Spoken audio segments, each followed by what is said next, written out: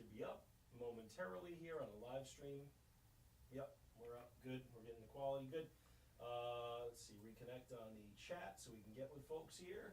So if you're watching on the live stream, I'm spinning up right now. Let's go ahead and we'll let folks know on Facebook. 7:35 p.m. Live stream is active. Okay, great. Okay. All right, so if you're watching, hello, good to be with you. So one of the things that we wanted to get right up with is this severe thunderstorm warning. So we've got a few of them that are in place right now. One of them is in place from Manchester to Nashua. The other one's along the Route 2 corridor around Gardner. And then finally, you've got your severe thunderstorm warning that's up right now for South Deerfield. I think I maybe have the mic far away from me. There we go. So the one that's over Deerfield, South Deerfield, that's a concerning one for us right now because that's the one that actually is showing some signs of rotation. And that was why I said I want to get right up here and just let folks know. So right now, if you are in the path of that one over South Deerfield, but we're going to zoom you in a little bit more. This has some very, very strong and tight rotation with it. This is just coming up over Route 47 and into Route 63. There is no tornado warning with this storm right now. However, there is extremely strong and tight rotation, and tornado development actually really is possible. So if that keeps up for the next couple of scans, you're going to start to see a tornado warning be issued by the government for that. So one of the things that we can do for you is label some of the streets, give you a better idea for where we think this storm is headed. But basically, it's coming over Route 63. And as it does that, you're going to start to see it come farther to the east and northeast. It's essentially moving east-northeast out toward 202. Yeah, there's that. So you can see right there, there's the tight rotation that I'm mentioning coming right over State Route 63 at this point. That continues to move off to the east. There's Reservation Road, Jackson Hill Road. So this is coming out of South Deerfield. You've got a storm right now that at least has been showing now for about 3 scans. You've got a really tight rotation with it. So while there is no tornado warning with it, certainly you've got damaging wind with it. You've got a severe thunderstorm warning that's in effect with it. And it's been a long enough period of time now that certainly this is a concerning look that you have to the storm. Now, here's what's going to happen. I guarantee it. We're going to get a scan come through in about probably another minute or two that's going to show that thing probably petering out. And the reason I say that is because what you're getting with these, you're getting these really quick cycles that are happening. I can swing it back over to the more typical reflectivity. There's the storm itself. There's Route 63. There's 47. Here's the storm center. This is the analysis the point as analyzed by the National Weather Service. I can zoom out a little bit more to give you a little bit better kind of indication of where this thing's headed. But basically, it's headed off to the east-northeast right now. And we think that overall motion should continue. Latest update, hail detection, 100% chance of hail, 40% chance that it's severe size with maximum size of 1 inch possible. You've actually got an equally strong hail core that's over Route 2 and 202 right now on the south side of Orange, Massachusetts. And that's also going to continue to move off to the east-northeast. So these are the areas that we're kind of watching closest for you right now. The severe thunderstorm warning that's in effect for the storm that's just coming out of South Deerfield and progressing just south of Miller's Falls as it comes over 63. That is, at this point, the concern is both for hail and damaging wind. Again, seeing signs of rotation inside the center of the storm, which is why I wanted to come up with you right away and at least stay with you, because I want to see each scan as it comes in, and I want you to be on top of it. But you can see the list of towns that show up: Orange, Deerfield, Athol, Montague, Sunderland, and the list goes on. That warning will be out until 8:15 this evening. We'll zoom the view out a little bit more. And the other severe thunderstorm warning, actually the storm is not as intense. This one's going to be out till 8:15 for the Route 2 corridor from Athol to Gardner to Winchendon out to Ayr and Pepperell. By the time it gets to Ayr and Pepperell, we may actually start to see it weaken. It's already begun a weakening phase as it moves off to the east. What's been happening with a lot of these storms is they pulse and they flare because they're feeding off the heat and humidity, and then they come back down again. And that's why I want to get back in on this one that's coming over State Route 47 right now in 63, and I want to get back over to the storm relative velocity. Okay, so yeah, this is what I'm talking about. You see a scan after scan that keeps coming back with a pretty tight red and green. So what you're looking at here is that red indicates air that's going in one direction and green indicates air that's moving in the other, right? So basically what we're talking about in this particular instance is that we're looking at a storm that has potential rotation right now that's coming in across Route 63 and moving off to the east toward Montague Road, Cave Hill Road, North Leverett Road. In fact, I shouldn't say potential rotation. It's rotating. There's no question about it. It's just a matter of whether or not it's rotating enough to actually drop a tornado on the ground, which at this point No tornado warning out from the National Weather Service, but certainly something we're going to continue to watch really carefully, because now there we go, and there it's gone. So this is what I was mentioning too a short time ago, that I was betting within 2 scans it would probably be gone. It doesn't surprise me, because you see in this type of a setup, we saw the same thing out by Duluth, Minnesota. I'm going to swing it back over to the regular reflectivity. Saw the same thing out by Duluth, Minnesota last evening, which is, there were 2 evenings ago, which was that you got this cold front coming in, slow moving. And the way you could think about it, I'd put it this way. You could think about the leading edge to the thunderstorms as being almost like a wave, all right? And as the wave comes along, you've got surfers on the wave. And every one of these storms is a surfer that's riding the wave, okay? So the thing is, any one of these surfers can do a trick, can spin up. And in this case, it could give you a very quick development of a tornadic storm. We saw that happen in a town called Cotton, Minnesota, two evenings ago, just northwest of Duluth. It was what we call a gust-nado. It spins up for just a minute or two. It was enough that law enforcement reported a tornado on the ground. They pulled the trigger on the warning, and it was gone 2 scans later. And that is the type of thing we've been seeing with this front, because it's been slow-moving. It's been coming into this area that's been actually fairly humid and hot and full of intensity for the atmosphere. And so what you get is these spins when they really capitalize on the intensity, and then it comes back down again. Okay, I'm looking at the storm that just came out of the severe thunderstorm warned area in Windham, New Hampshire. Now you look at it, and there you go. It's over 121. It is coming into Haverhill right now. This would be right around Crystal Lake. It's also coming in toward Lawrence. So Lawrence is going to be on the south side of the storm. There's no warning that's been extended east with that one just yet. Let's go ahead and swing over to the downdraft gust potential. This gives us an idea. Yeah, this is what I kind of was thinking we'd see. This gives us an idea. Look at that, 58 mile per hour downburst wind. Downdraft wind is a possibility at the center of that storm. So what we're doing here is we're saying, look, we're not just taking the actual velocity. If you look at the radar and you look at velocity, well, you look at that and it's impressive enough. We look and we say at 25 miles per hour.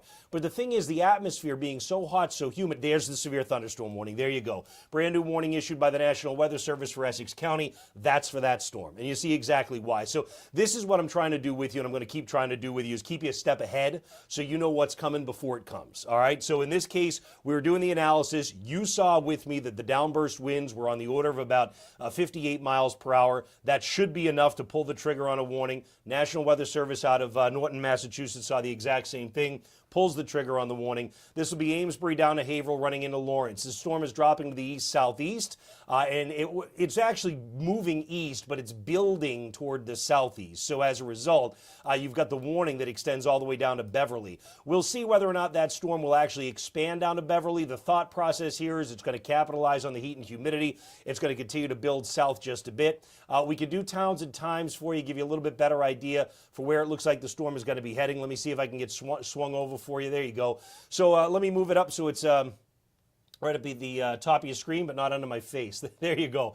Methuen about 7:49, Lawrence 7:55, Haverhill 7:55, Newburyport 8:21. So it's significantly later for you. Although let me just warn you to this: as I read out these later times for Boxford, Topsfield, Rowley, the warning I'll give you is these storms have been coming faster than they've been predicted to come. And the reason they've been coming in faster is because exactly what we talked about, the heat, the humidity. So what's happening is they're almost hopscotching. I can show you. Actually, let me see if I can go ahead and I'll see if I can hide this, and I'll give you a better idea of what I'm talking about, all right? If we zoom the view out, this whole line of storms developed on a hopscotch, basically. If I set the loop time, let's just go to the last hour. That should be enough. We'll go ahead and we'll load it backwards. All right, you can actually see what happened. We got a storm warning from Manchester to Nashua as the storm was coming out of Wilton, New Hampshire. But wait a minute. Oh, look at that. New one's developed over 93. Then look what happens. Oh, look at that. A new one develops to the east. So they're hopscotching. So I can tell you that 8:21 is the time it's going to come all the way down on the east end of Route 133 and get to the North Shore. It's going to get there sooner. It's going to have to, because it's going to keep hopscotching along, going to keep getting the development. Essentially, the hopscotching, by the way, is the outflow from the storm. So what you're doing is, let me go ahead and stop the image, go to the latest one again for you. What you're doing is, as these storms develop, they're thrusting out cool air. We call that outflow, and you can actually see it. Look at this. See the? Do you see the green that shows up just south of Littleton, out to Leominster, then down toward Rutland? So that's your outflow. So what's going on here is essentially you're talking about air that's coming out of the storm and it's cool air. But because there's a change in the wind direction, a shift in the wind flow, and you've got really high heat and humidity, that's all you need. That's your trigger. So in other words, these storms initially get triggered by a disturbance coming into the jet stream level, but once they start going, it's like dominoes. Literally, it's like dominoes. You get one, it puffs out cool air. Look at this. You can already see out ahead of the storm coming into Haverhill now. You can already see a little outflow starting to develop there over Route 113 and 97, can't you? That may be the beginning of a hopscotch. We'll see what happens, but that's why I say careful on those later times. It may come in much sooner to you than what you see in the actual warning that comes out. But I'm going to stay on top of that with you. Look, bottom line of the storm coming into Lawrence, Methuen. It's now into Methuen proper. It's on the north side of Haverhill at Crystal Lake.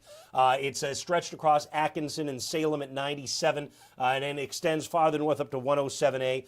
So the issue on these storms is going to be twofold. It's going to, well, multifold, right? Obviously, it's the cloud-to-ground lightning. Obviously, it's the torrential rain. But the other part of this, too, is that we're talking about what is a damaging wind potential. I want to bring you over to the downdraft gust potential. I want to probe the inside of that, and you're going to see what I mean. Look at that.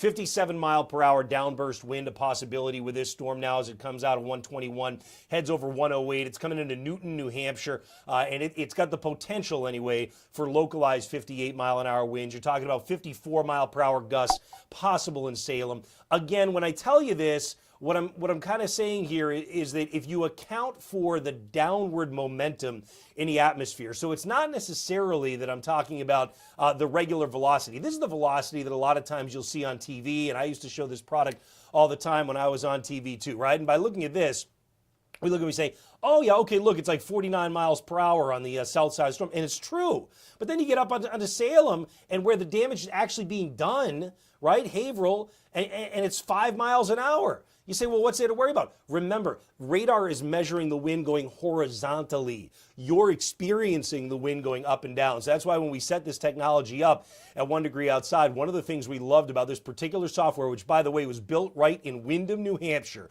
Paul Maravelius built this in Windham, New Hampshire. It's called WSV3. One of the reasons that we love it is because we are able to go ahead and show the downburst potential to the wind. This is what verified in those storms in the Metro West, earlier in the week that ended up hitting Medford and ended up hitting Arlington, right? That was the downburst. That was not a horizontal wind that you could measure. Same thing going on here. Let's get back to the other storms coming down the Route 2 corridor. Don't want to forget about you.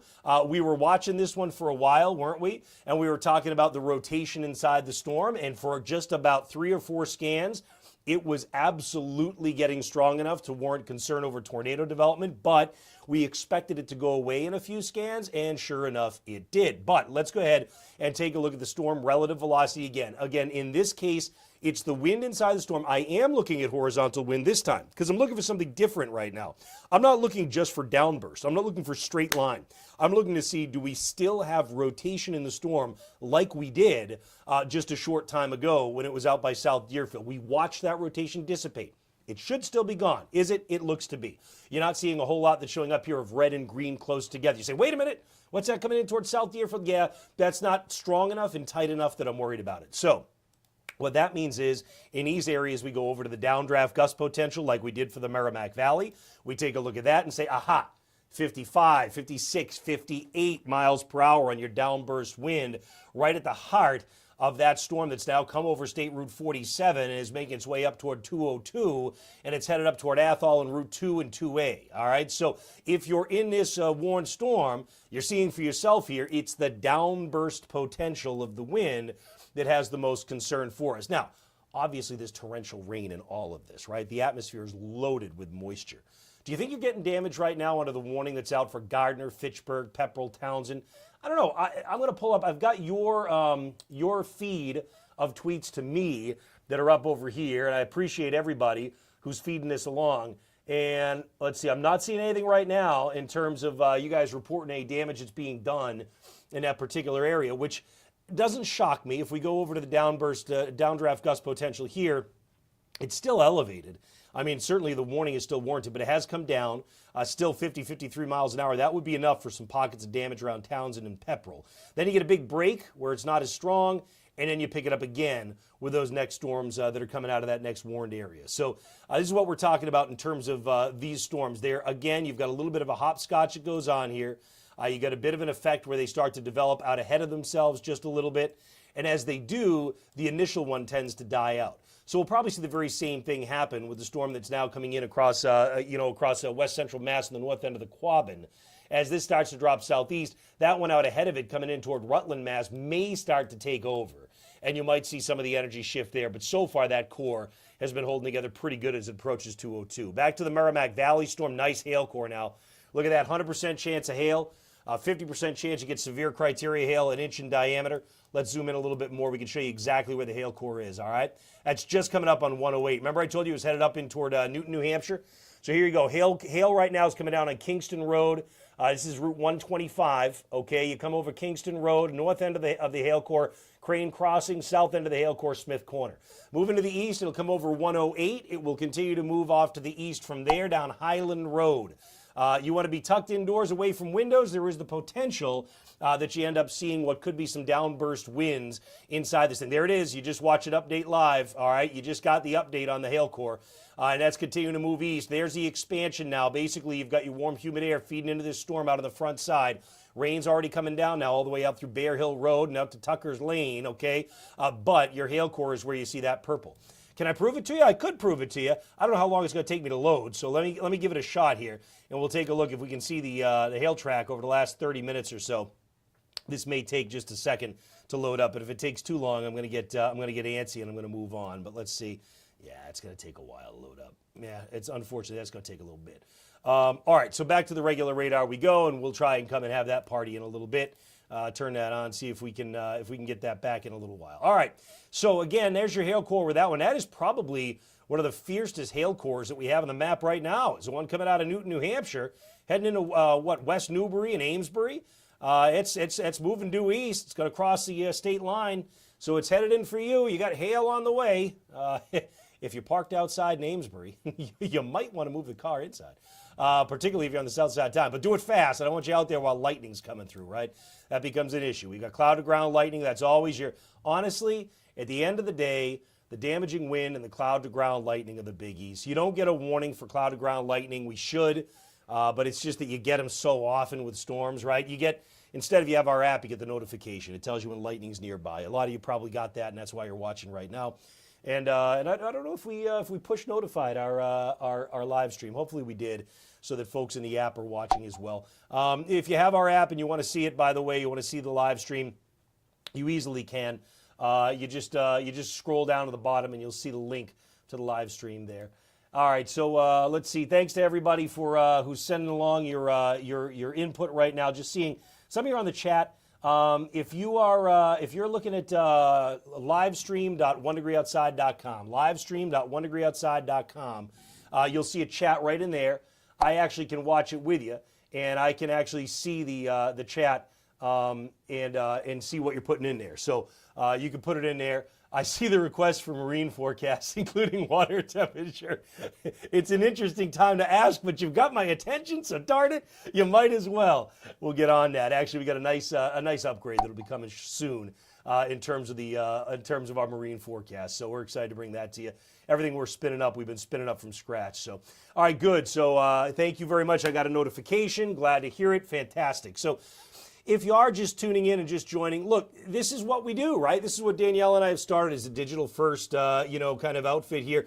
Does it mean every time there's a storm warning we're going to be live with you? Probably not every time. No, we would probably never have a life. But it does mean that when we think there's a threat that's enough to come up, we want to be able to do that. And so that's exactly what we did. The one over South Deerfield was so concerning. It had tight rotation in it for 3 scans in a row, thankfully that weekend. But new warnings have been issued. So now you're looking at your warning that's over Essex County.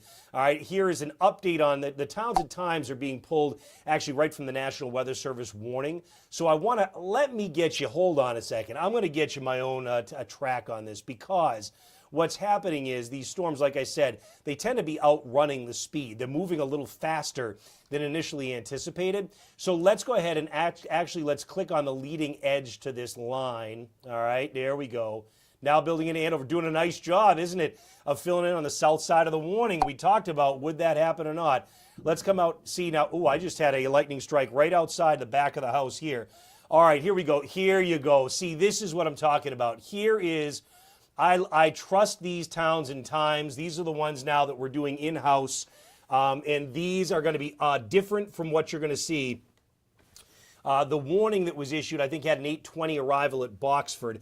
And look, it's not that there was anything wrong with the way the warning was issued. It's just the fact that these storms are hopscotching. They're developing ahead of themselves because it's so hot and humid that it's you sneeze at this point. You got to touch off a thunderstorm. So let me know in the chat if you're going to be sneezing. But nonetheless, you can see there's your updated time now, 8:03 at Boxford, right? So when the warning first came out, that was one of the things I had said is don't trust the later times, right? And now you see 8:11 at Ipswich. That's a big difference, right? That's a big difference from the initial expectation. But again, if you've been watching here in a live stream, you're probably not that surprised. Now Gloucester actually really, what's it, 7:56? I'm sure that's accurate. 8:28 at Gloucester and 8:29 at Rockport. Makes perfect sense. That makes perfect sense because you're all the way out at the tip of Cape Ann. But you're in the warning.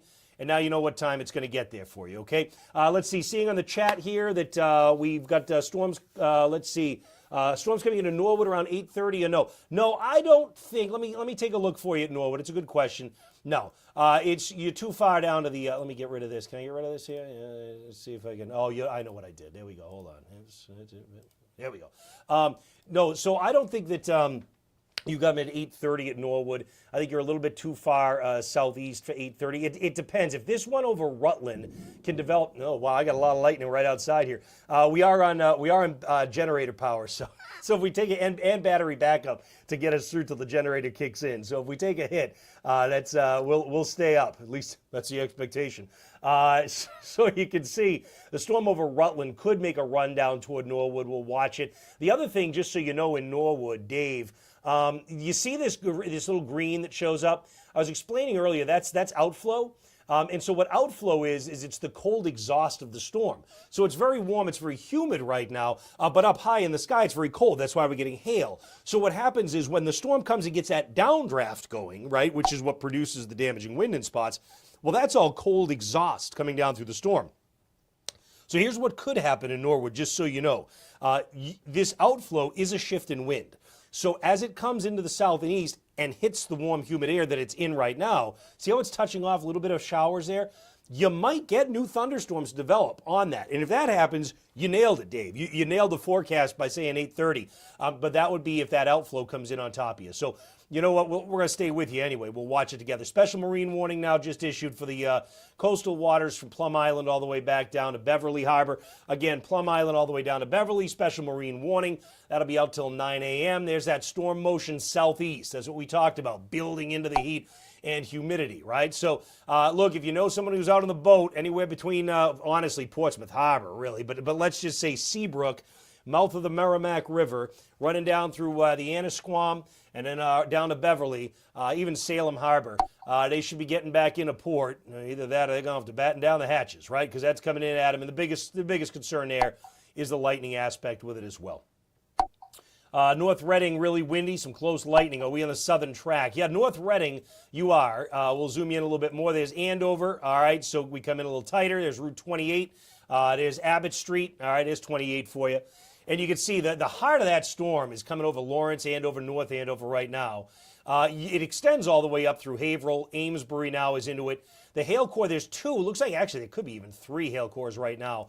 You got one hail core that's showing up right now, coming in, here we go, to probably into West Newbury, I would say. It's just crossing out of Newton, New Hampshire, and it continues to move off to the east. So there's Bear Hill Road. That's going to continue to move east. Newton Road, Kimball Road, and that's going to continue to move east. So really, I guess still north side of Haverhill here as well as you get up on 495. Merrimack, you're into some of this now as well.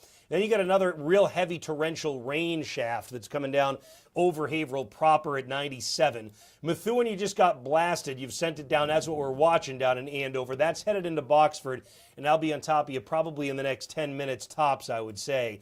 If you get something out in the yard in Topsfield, Rowley, or Ipswich, you can pull it in. You got time. You won't get struck by lightning yet, but make it fast, right? Make it fast. Absolutely. Let's go back off to the west. Route 2, we love you too. Absolutely. We started with you, actually. You're the reason that we came up on this live stream. The center of the storm that was warned on for Groton and Pepperell and Ayr earlier, Townsend, Fitchburg, is now just approaching the east end of the warning. And at this point, it'll be a question of whether or not it continues off to the east. So, look, you know what I've been doing. Let's do it again. Let's try and answer the question before the question has to be answered. We'll go to downdraft gust potential, see what we've got going on for downdraft gusts. Yeah, we've come down a lot. We're down to 50. Now, 50 miles an hour is a pretty good blow. So it's borderline. I don't know if you can hear that. Those lightning strikes. They're close, though. I got the blackout curtain up, so I can't see a thing. Probably a good thing. But nonetheless, you get the downdraft of about 50 mile an hour potential. But what's happened here, just so you know, around Groton, is the intensity of that rain is lightened up just a little bit. And so what we're talking about is it may not be enough downward momentum transport to actually get that strong damaging wind to the ground. So you may not see a new warning issued east of that one just yet unless it strengthens, all right? But you certainly, with all of this, have torrential rain, cloud-to-ground lightning that's coming down right now, and that's the big thing. You know, I always say when thunder roars, go indoors. Well, lightning can actually strike up to 10 miles from the center of the storm, and I got to tell you, I've been watching, and today, some of the lightning strikes have been striking outside the rain, like in advance of it, like by 5 miles or so. Yeah, there have been a couple of lightning strikes that have been happening before the rain ever moves in. So that's why I say you just want to be careful, I think, of that overall. Let's come back off to the west. Those of you watching us farther west in Amherst. Excuse me. All right. Amherst. This is going to, yeah. So you've got another warning, it looks like, that's out here. But what I'm looking at is the core is south of the warning now. See that over 116 from Amherst to North Amherst and now developing into Hatfield? I think you're probably going to have to get another warning out at 202 from South Amherst to Belchertown, from Ware up to Barrie, because that storm is strengthening pretty good for you. I might have to cough on you here. I apologize if I do. There we go. Okay, so let's see. Great Barrington's on the north side of a warning. That storm is coming out of New York, but we got time before that arrives. So I look at this map right now, and for as bad as it looks in Essex County, my bigger concern is definitely this one on the south side of the warning, around Amherst and North Amherst, coming across 116. That's headed out to 202. I want to swing you over. Hold on. I can see it behind the scenes, but that's not fair. I want to show you the storm relative velocity. So this is why I'm not super concerned about the fact that we'd be dealing with tornadic development yet at Amherst and North Amherst, because you're looking for green and red. And you say, well, I do see some of that on the south side of the storm. Yeah, but that's not, you're not in the updraft there. In other words, you're not in the heart of the storm. So if you've got the rotation, it's not in the heart of the storm, I'm not worried about it yet. If I had rotation right there, where 9 and 116 come together at Amherst, then I might be a little more concerned. But if I go back to that storm relative velocity again, I don't have it right there yet. So this is straight line wind. It's interesting because I can, I bet you heard that one. Did you hear that one? I bet you heard that one. That had to be a tree behind the house here. Yeah, we're from home right now. We have an office that we do a lot of our stuff out of, but we knew we wanted to have the battery backup and the generator stuff. So anyhow, North Amherst, that's 33.1, and that, remember what I said earlier, that's horizontal wind. So you get 33-mile horizontal, but if I switch over to downdraft, now you've got a whole different story. Look at this. Now you've got, hold on, you ready? Look at that, 57, 58. And that's outside the warning box. That's why I say I think you're going to end up with a new warning. You're going to have to pretty soon if that keeps up, from North Amherst running all the way across probably to Barrie and down to Ware and Belchertown. But we'll keep an eye on that for you as well. I don't want to belabor the point, right? Farther off to the north and east, severe thunderstorm warning remains in effect now for Essex County. We talked about the hopscotch and the development out ahead of the line that keeps happening. So that's happening over Rowley right now. You've got new thunderstorm cell development happening pretty much directly overhead. You get the main line. It's coming down through Amesbury. let's give you an updated towns and times. What I'll do here, I'll zoom out a little bit more just because I want to be able to have enough room to run because it's about a 35, 36 mile per hour average speed on a storm. So let's go ahead and we'll draw it down. North side of the storm. There we go. North side storm comes east. You say, that's over the ocean. I know, but I got to get the average speed in there. So Salisbury, basically momentarily, right? It's coming in on top of you within the next 2 minutes. Rowley, you've got that new one developing on top of you already. Let's go ahead and the other thing we're going to do now is we'll go ahead and we'll take the south side of this storm. Ready? There we go. We'll bring that out to the southeast. Let's get that speed going about 35, 36. And there are your towns and times, all right? Danvers about 8:15 will be on top of you. Beverly about 8:20. And we already talked about how it's probably closer to 8:26 at Gloucester and Rockport, right? I got to see what's going on out there. You gotta get an interesting view, but I can't help it. I can't help it. There we go. Oh, it's so dark. Oh, wow, it's dark until the lightning goes. Wow, that's pretty good. That's pretty good. So here in the Merrimack Valley, we're rocking and rolling, and chances are you are too. If you're joining us here, it's good to have you with us. Let's see, what do we have on our chat here? Can you recommend any open source software tools for radar? Yeah, it depends on how much programming you know. But what I'll tell you is if you just go to our homepage, onedegreeoutside.com, you can actually see the radar that we like there. You've got it on our app, right? It's really good there. Hit me up either on social media or email, and I'll get that to you. Getting extremely dark in Wakefield makes sense. Not sure which is heavier, Matt's Boston accent of the storm front. Getting awfully dark in Woburn, wind starting to pick up. Okay, excellent, good. All right, so let's see here. Let's swing over. Actually, yeah, let me check in on. I've got all the different chats loaded up at once, so I can see what everybody's seeing here. Boston accent, the best. Thanks, guys. Glad you like it, because you stuck with it. Oh, that was a good one. I don't. Oh, there it is. There it is. All right, so we're enjoying the thunderstorms together, but we're also prepared for them together, right? And again, I just keep looking at this storm, the worst of it, outside of the warned area, from Amherst to South Amherst, building down to Granby. I told you Belchertown, hang on, right? It's coming at you.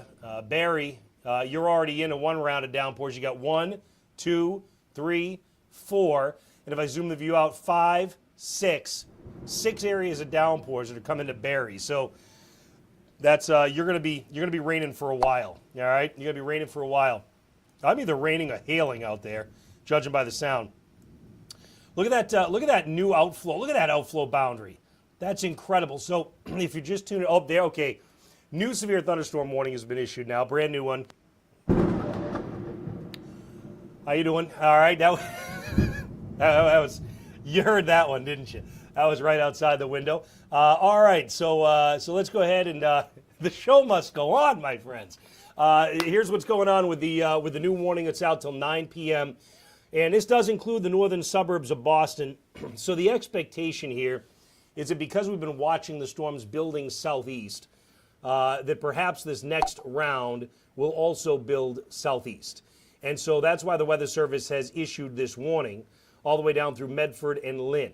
Now, you've watched it already work out on the north side. Remember the Essex County storm? We were saying it looked like it may expand to the southeast and come all the way down to Beverly. And sure enough, it is filling in all that way. It was a great call by the Weather Service in the way that they issued that warning. So they're going to try for that same magic again and say, all right, here comes a storm over air. Yes, the storm motion is mostly off to the east, but the building into the warmth and humidity is off to the southeast. All right, so that's the reasoning on the warning for Woburn to Medford and that storm. If you want the towns and times that are out of the warning product itself, now remember that I like to do my own towns and times for you as the storm goes on. So I'll give you the same disclaimer that I gave Essex County earlier. Just be careful on the later times. It may come in sooner on top of you because these storms have been accelerating as they've been hitting all the warmth and humidity. But you're seeing, I won't read you every one. You can see the whole list that's there on the screen, okay? But you get the idea that between now and about roughly 9 o'clock, you're going to have these storms continue to drop southeast and drop into the Boston metropolitan area. Now, look, there's a number of thought processes that go on, I think, with these warnings, right? Because on one hand, I look at that and I say, all right, well, how do we know that it's going to maintain damaging criteria all the way into that area by the time it drops in south and east, which is true.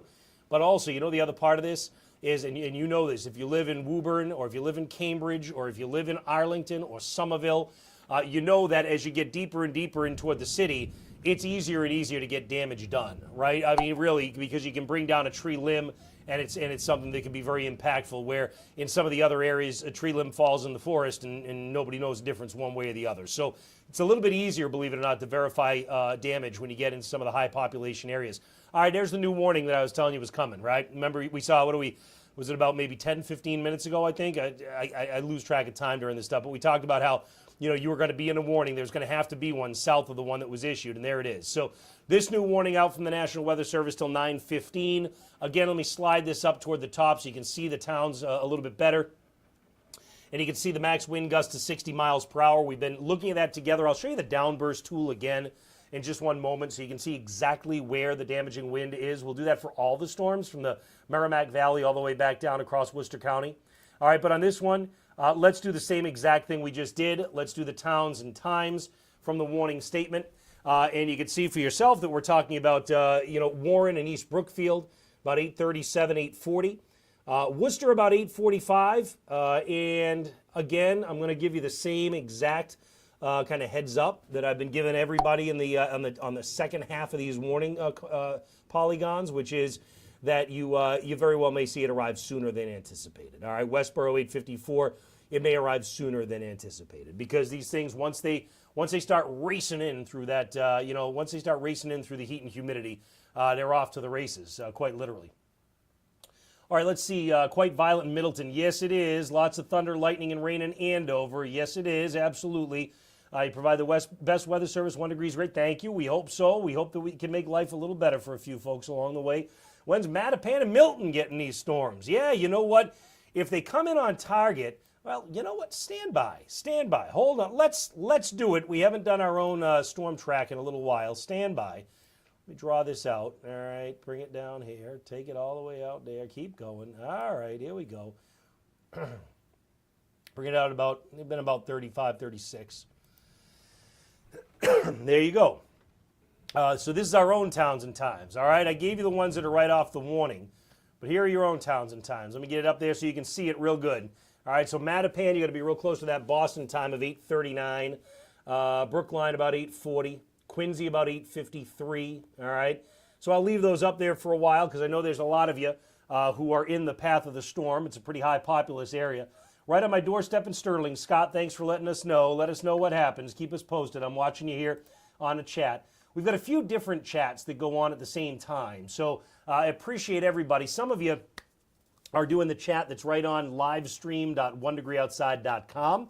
That's where you can always go to watch our live stream, and this is where I can see the your comments coming in. Some of you are doing it on the Twitch chat. It's fine. I'm seeing it on the Twitch chat. Some of you are doing it on the YouTube chat, and I should be able to see it. I think I've got all that together because what we're doing is we're putting it out all off Restream. Yeah, so I'm getting your YouTube chats too. I'm seeing everybody, and Twitter.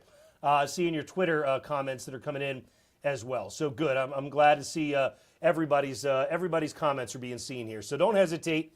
I think you got the towns and times now, right? Can I get rid of that? Did you get enough of that? All right, good. Let's get back up to Essex County because we haven't touched you in a little while, and I want to make sure that we've got a good feeling for what's going on. Here we go, Rowley. This is your moment. Rowley and Topsfield. I told you a short time ago, if you had something out in the yard, you had time to grab it without getting struck by lightning. Well, that time is gone, so don't go out in the yard now.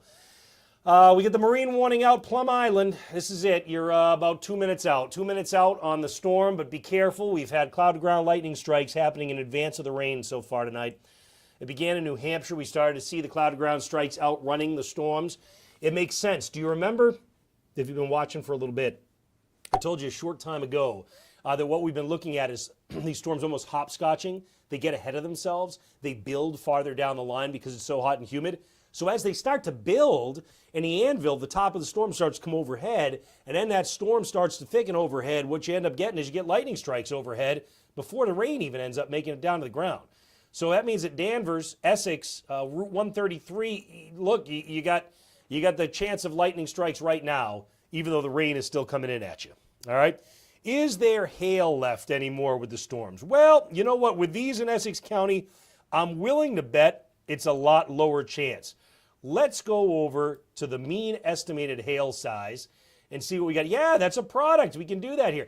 This is one of the things that I love about what Danielle and I are doing, is we can actually use all these tools because I got nothing but time. I just got you and me, and Danielle, who's watching all the chats and everything that comes in too from the other room. We got you and you got us, so we can do stuff like this and say, look, there's still a chance of 1-inch hail coming down with this thing as it approaches Rowley. So I don't think you're going to get 1 inch down to the ground.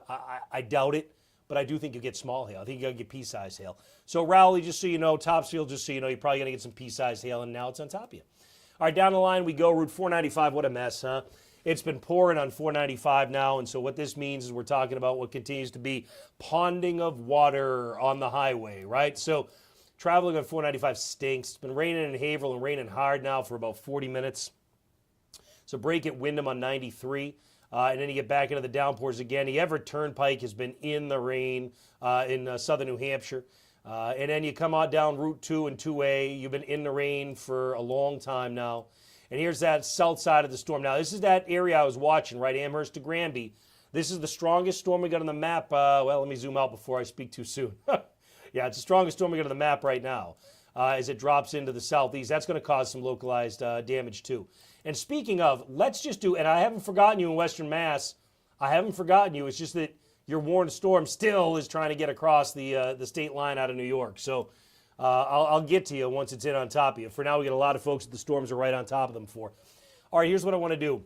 If you're just kind of tuning in recently and you haven't seen me do this, I'm going to switch you over to two things. First thing I'm going to do is I'm going to go into the Velocity product. And this is the standard product that you're used to seeing on TV and that we see all the time. It's how fast the wind's moving inside the storm, right? Well, hold on a second. So you go inside the storm, and actually it's pretty decent because these storms are starting to move now. So they're going 40, 45 mile per hour wind inside some of these storms. That's pretty good. That's pretty good. But there's another component. See, the radar's measuring the horizontal wind. Radar can't, it's not measuring 3D. There are actually some programs that will do that for you. Actually, a lot of the airports have those, and a buddy of mine worked really hard on building some of that stuff years ago. But what we do have here is downdraft gust potential. What we're going to do is we're going to say, okay, right now in the atmosphere, we've got so much heat and humidity and pouring down rain. It's pretty easy to what we call transfer momentum down. It's pretty easy to bring the wind up high down to the ground. But when you do that, you get a three-dimensional component to it. So you can't just take the horizontal wind and the velocity plot and say, oh, that must be it. Earlier tonight, we had 5 mile per hour horizontal wind with a 58 mile per hour downdraft estimate.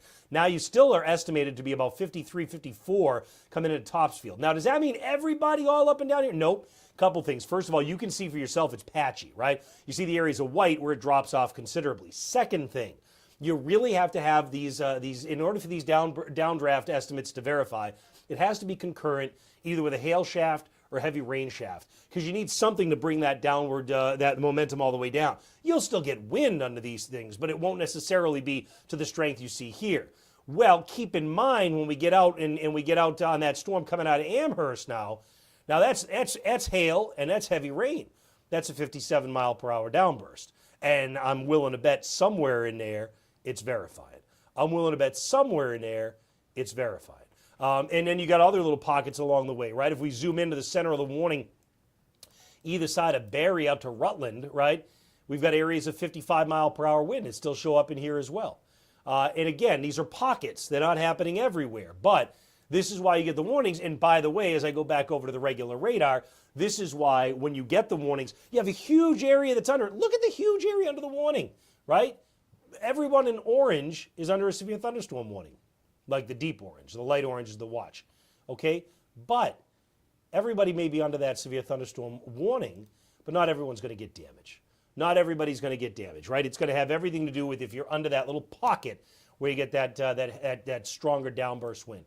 All right, I've been seeing a couple of indications now. It's been about the last 2 or 3 scans on, you see this little spinny that you see, the spinning thing that you see over Andover right now? So what that tells us, there's some level of rotation in the storm. I'm not overly concerned about it, but I want to check it out. Let's go to the storm relative velocity. Yep. Okay, there we go. So what we're doing here is we're basically adjusting the horizontal wind for the speed of the storm. And in this case, I care very much about horizontal wind instead of downburst because I'm not talking about straight line anymore. Now I'm trying to see if there's any tornado development because I've got an algorithm telling me that there's rotation, and I want to see how strong that rotation is. And the answer is not very. Over Andover right now, it's not very at all. What I'm looking for is I'm looking for red and green to be right next to each other. That would indicate air moving one way in red and another way in green. And I'm not seeing that anywhere around there. I do see that a little bit. You say, wait a minute, what about 133 at Topsfield and Boxford? Yeah, but do you see there's separation here? So this doesn't concern me that you've got any type of tight rotation or anything like that. Actually, what you probably have is the leftover kind of vestiges of the downdraft as it came through. Sometimes the air can actually go in different directions as it hits the ground, right? You slam air into the ground, and you're going to have a problem in terms of seeing the air go in all different ways.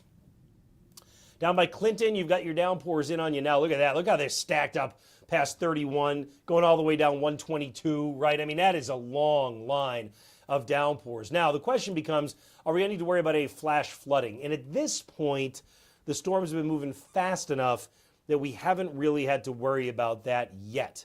But we're going to want to keep a pretty close eye on our rain estimates, and I'm going to do that, and we can check that together. I'm doing it behind the scenes at the same exact time because I want to make sure that no one's tipped the scale yet. I don't think anybody has, but we'll keep a close eye on it. All right, folks who are at the coastline, Plum Island, this is your moment. This is your time. Here you go. You're in it. Newburyport, mouth of the Merrimack, Joppa Flats, if you were striper fishing. Now you're watching us here on the live stream. How you doing? Sorry you had to come back in. Hope you had a good catch. Stripers have been running hot, by the way, all the way up through the New Hampshire seacoast. So if anybody's got any good catch, send me some pictures. I'd love to see it. Windy and lightning in Billerica. Let's see. Nothing happening in Needham and Dover. Very good. All right. Nick says, hey, Danielle, you guys are rocking it. Awesome. Danielle's working very hard, kind of compiling everything in the other room. Ahead of schedule in Woburn and Winchester. There you go. There you go. That's what I was talking about, right? You're going to get it ahead of schedule. Everybody on the southeast side of these warnings, you're getting it ahead of schedule. So we tried to correct for that here in the live stream, didn't we? And we said Gloucester would be about 826. What's it, 822 right now? There it is. There it is. We still didn't correct enough. But considering the original estimate was much later than that, I think hopefully it helped you out a little bit, right? All right, let's cover the Boston area. If you're watching us right now from the Metro, I want to take good care of you as well. We're going to go ahead and we'll get your storm track on here too. Let's go ahead and draw this out right now. And let's see. All right, I just got, so I'm getting a lot of different things at once. Just got a text saying our friends in Boston say it's there already. Well, you know what's cool is you can actually see it for yourself. What Boston's getting right now, Boston's got that green overhead. That's not the storm. So you can tell your friends that's actually not the storm you're getting. That's the outflow. That's the outflow boundary. And when your friend says, what in the world is the outflow? You say, it's the cold air that gets pushed out ahead of the storm. So it can cause dark skies, low clouds, showers. That's what's over the city right now. But this right here is, there we go. Let's draw on the front edge. There we go. Keep it coming. Keep it coming. There you go. All right, good. Take it out. Get your average storm motion. I got to get it where it's been. It's been going. I've been doing 36, but it arrived 2 minutes early to Gloucester. I'm going to 37 miles an hour. Yes, I'm a perfectionist. What can I say? Here we go. Towns and Times. Again, it's a lot of folks that are on there, so let me let you take a look at these towns and times that I've got on there. I won't read every one of them to you. In fact, what I'll do is I'll get it out of the way so you can actually see it. Not too far. There we go. So you can actually see the path of the storm, the live radar, and the towns and times that we expected to arrive. And while I show you that and you get caught up on your towns and times, I will get caught up on some of the chat. So the last one I saw here was ahead of schedule in Woburn and Winchester. Great. All right. Let's reconnect over here on the site. Again, livestream.onedegreeoutside.com. Serious rumbles in Middleton. Yeah, I know. You guys got it pretty good. Matt, really smart and innovative and useful. Good. I'm glad you like it, June. Thank you very much. First clap of thunder in Wenham. All right, I'm guessing by now that first clap of thunder has turned into your rain. I see that was at 8:23:50. It's 8:24 now. It was seconds away from you, wasn't it? And it's in on top of you right now. Mike says, this is the best. Thanks, Matt. Just started here in west side of Wakefield. All right, there you go. In Wakefield, it's underway. It's underway. Let me clear out my manual track for you. Let's bring you back up. Again, suburbs north of Boston. You get the special marine warning that continues essentially all the way down through Beverly and then running up to the New Hampshire border. But there's been cloud to ground lightning strikes over Hampton Beach and Seabrook. So we covered those beaches. If you know anybody out at Wingershik, tell them they better get inside. Give them a call. I know it's fun out there. It's late at night, but you don't want to be out there right now. Hopefully the light up in the sky has been a indication. That's not just Eastern Point, right? That's a storm coming in on top of you. Nahant, look, it's coming down toward the neck. It's moving your way. We just showed you the towns and times. You've probably got on the order about 10 minutes or so before lightning becomes an issue. Maybe a little bit sooner than that. I'm already concerned about lightning out to Gloucester and Rockport because we've seen lightning outrunning the storms tonight. Clinton, you've not only got downpours, you've got a little bit of hail. Pea-sized hail, likely ongoing in Clinton right now. I don't have any reports of it, but just looking at the radar signature, it looks to me like it's right over the heart of Clinton. I wouldn't be surprised if you got a little bit of pea-sized hail that's coming down with this thing right now for you. So I'm on that with you. I see it. Let's see. Thunder and lightning in Newburyport now. Very good seeing that on Twitter. That's probably the hardest part about being digital first is just keeping your, I mean, it's like you need like 12 eyes. Danielle's doing an amazing job with the social media updates. If you see the social media updates coming out, she's doing that. So if you direct something to us, I've got it up here, but like I said, there's a lot of different stuff you're looking at the same exact time. So thanks to everybody who's sharing it one way or another. Really enjoying kind of seeing this. Let's see, 16 minutes ago, Matt Reed on Twitter said, curious about the feature ahead of the storms. What is that, a gust front? That's the outflow boundary we were talking about. So, Matt, if you are watching, you missed the explanation. Bottom line, cold air exhaust of the storm comes out, can actually touch off new storms, believe it or not. And it looks like, let's see, I think it was, if I remember your name right, I think it was Dave in Norwood, I believe, right? Sorry if I got that wrong. It was a while back, right? A lot of names coming in, but in Norwood, you'd asked about, are we going to get the storm at 8:30? I told you only if the outflow touches one off. Here's the outflow. It's coming through Needham, headed down to Norwood, but it's not touching off a storm for you yet. Right now, it's staying. It's just making those low clouds that we heard about in Boston with the showers, but not the main line, not the big deal. All right, Western Mass. I promised you, didn't I? I promised you that when it came into you, we'd let you know about. I haven't forgotten. So let's go ahead. What I'm going to do is I'm going to swing on to my New England composite radar. For just a moment, I'm going to turn off my Boston area radar. Here's your severe thunderstorm warning that's been out forever in Great Barrington. It's not a bad thing. It was issued well in advance by the National Weather Service in Albany. They cover Berkshire County. And so you've got the storm very slow to progress now. It actually slowed down. But first range is starting to come in on Great Barrington, Route 7, Route 41. You get cloud of ground strikes that are coming down at 23. That storm, though, you can see is fairly tame compared to a lot of the stuff that we're dealing with back across the Boston area. By the way, I don't mean to ignore you folks that are in northern New England right now, which ironically, you've still got a watch area that's out there. But nonetheless, I don't mean to ignore you, but it's just that your heaviest storms have happened, right? They already came through. We had some damage done in Guilford, Vermont earlier in the evening. We had roads closed because we had trees and wires that were down there. So you've pretty much exhausted the atmosphere of its energy. In fact, one thing I could do for you, I don't know if you guys would find this enjoyable, but I can actually analyze the map for you. Hold on, you ready? So what I'm doing here is I'm actually analyzing the map with the available thunderstorm energy, and I've also put wind on here too. So this is a full meteorological analysis, and I won't get too deep in the weeds on this because some of you just want your storm info, but also this is something that we're able to do, right? We can dive a little bit deeper, which is fun. So when you see above 500 joules per kilogram, which is a measure of energy in the atmosphere, that's enough for thunderstorm development and maintenance. Look what you have right now in the Metro West. 3,200 joules per, forget about 500, 3,200 joules per kilogram in terms of energy that's available for thunderstorm development. That's why these things are building so rapidly. You can think, I don't know if any of you that are watching are firefighters or even just love that stuff and kind of enjoy learning about how fires spread. But right, fires always, they're going to go for the oxygen, right? They're going to go for the oxygen. storms are very similar. The storm's oxygen is heat and humidity. So in this case, right now the oxygen is over the Boston area. And so what's happening, and you've also got over southern and western Worcester County and down to the Pioneer Valley, 2,200 joules per kilogram, right? So that's the oxygen. And that's why these storms keep outrunning the average pace. Because what happens is they keep gasping for air and reaching for that next round of energy. Does that make sense? If you start going north, look at the energy right now. Look at this. Look at the energy up around Laconia. What is it, 50? 50. We had severe thunderstorms earlier. We had over 3,000 joules per kilogram of energy that were going on across the lakes region earlier. We got multiple rounds of thunderstorms that came through Lake Winnipesaukee. It's still raining. But you don't have anything like the thunderstorm energy that we see right now across southern New England and the Boston metropolitan area. So that's the explanation, anyway, on what's going on with this. Also, by the way, we're starting to already see a northerly and northwesterly wind come in across northern New England. That is the first wind shift. There'll be another one that comes in later tonight.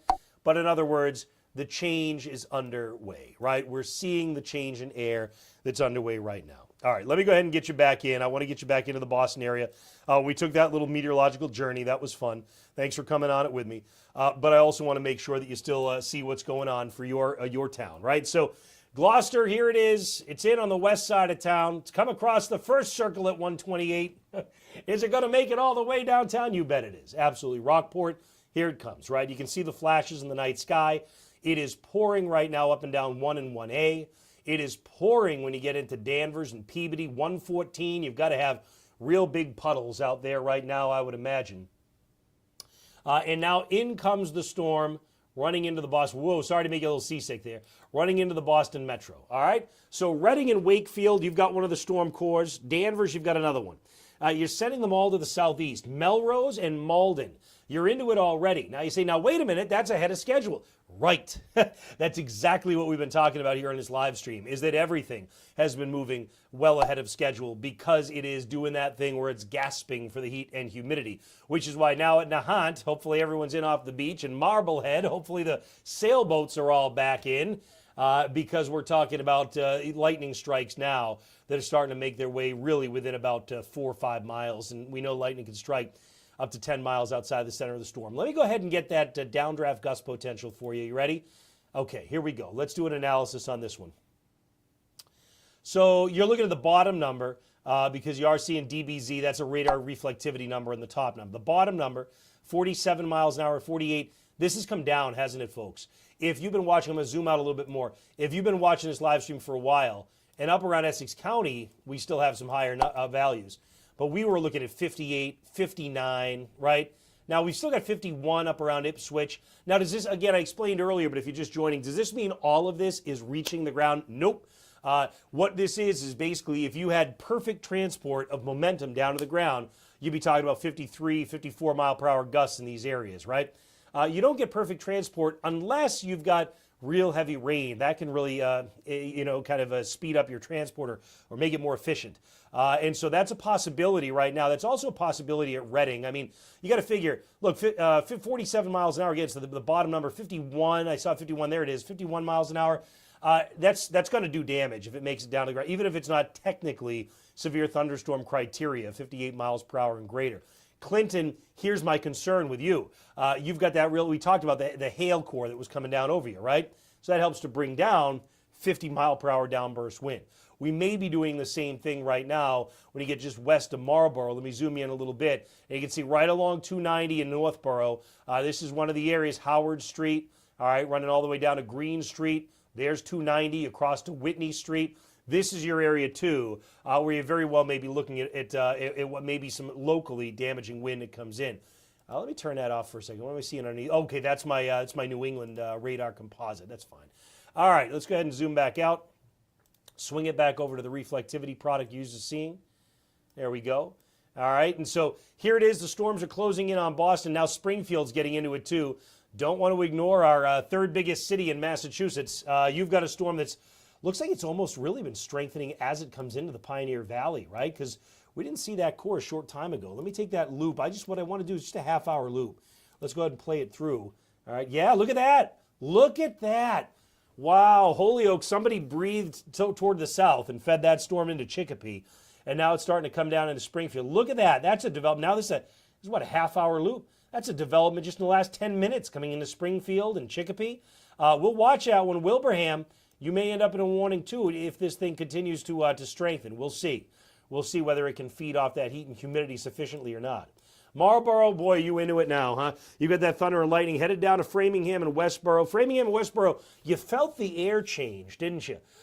That's when that green line came through, and that's that outflow.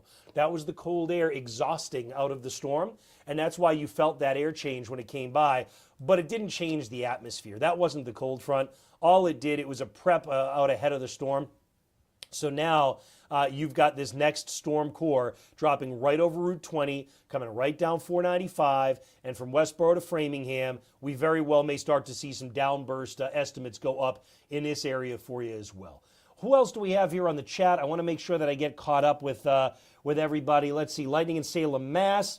Joules per kilogram is the SI equivalent of BTU.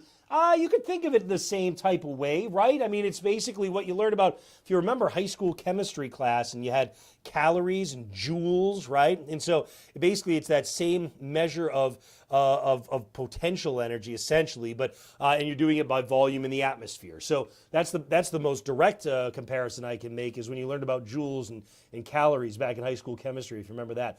Super dark in Needham Heights near Babson. Thank you for the report. Really appreciate that. Rain, maybe it'll cool off. Oh, it'll cool off. Actually, going to be way cooler tomorrow. We're talking about what'll end up being temperatures that'll be in the 70s to about 80.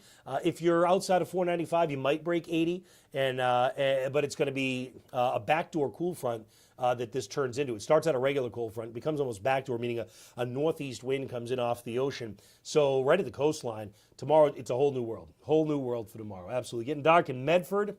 The thunderstorms use up the available energy when they happen. They sure do. And that's one of the things that we looked at just a short time ago. And I can show it to you again in just a couple of minutes. But yes, they use up the energy. In fact, one of the things we were looking at is that in northern New England, we're down to like almost no thunderstorm energy left whatsoever now. It's only left over in southern New England because what all the storms that ripped across the north earlier today used up, to use your term. It's a great way. You're right. That's the way to put it. Used up the energy as they came through. Plus, we're starting to change the air now for that matter as well. So thunder and lightning in Maynard. Thank you for the report there. Multiple pockets of trees and wires down in portions of Essex, northern Middlesex, and north central Worcester County, Mass. And that is right from Danielle, who's collecting all the information in the other room. Multiple pockets of trees and wires down in Essex, northern Middlesex, and north central Worcester counties. Makes sense, fits in with all the areas that we've been following along with here on the live radar. Starting in Waltham. Good. Let me stop the loop. Let's get it to the latest radar imagery. So if you're tuning in to this live stream, you can at least see exactly where the storms are and exactly what's going on. If you're watching us right now from areas that have seen damage in Essex County, I can tell you that right now, northern and western Essex County, lightning is still a danger. The rain is still going to be causing ponding of water on the roads. Hydroplaning is still very much a concern on I-95 and Route 1. 495 from Lawrence to Lowell, all the way down through Harvard and down to Clinton. That hydroplaning will be a concern. Thunder and lightning a concern, but not anymore the wind damage for you. At this point, our wind damage is about to be done at Gloucester and Rockport. If it's going to happen for you, it'll be now. Our wind damage reports should start coming in shortly from Lynn to Waltham. I do have an option here where usually I could turn on my local storm reports. The last time I tried that, it didn't go so great. But well, let's see if we can... oh, there they are. There we go. Seeing some of them now. All right, let's see. What do we got?